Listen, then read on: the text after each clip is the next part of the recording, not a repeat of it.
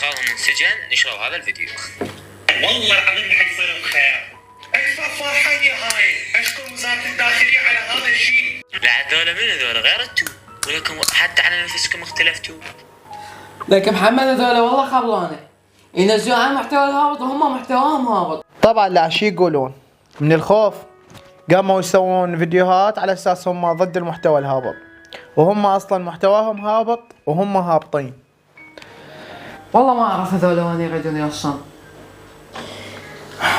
والله ما اعرف. هاي الصرف مالتنا والمعدات والمحتوى الهادف والرسالة والنقل وكل هذا ما مهتمين بالمشاهدات، يجون هذول جماعة المحتوى الهابط يأثرون علينا.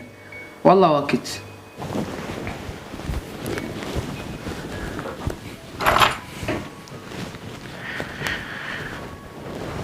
شوف هذا الدرع اللي قدامك، شقد تعبنا عليه، تصوير ومونتاج، اخراج، فكرة اللي نشتغلها نحسب حساب الصغير والكبير، كل شيء نحسب له حساب.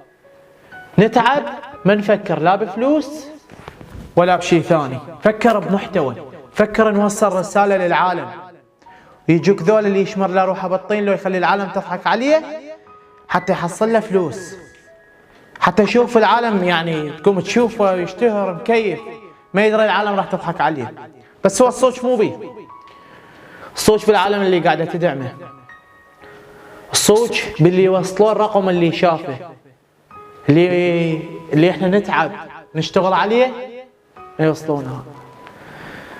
الله كريم. راح يشوفونا من برا شو راح يقولون علينا؟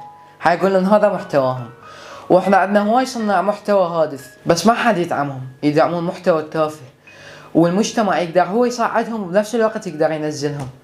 والله كلامك صحيح وكلش عجبني، الله يهديهم ان شاء الله.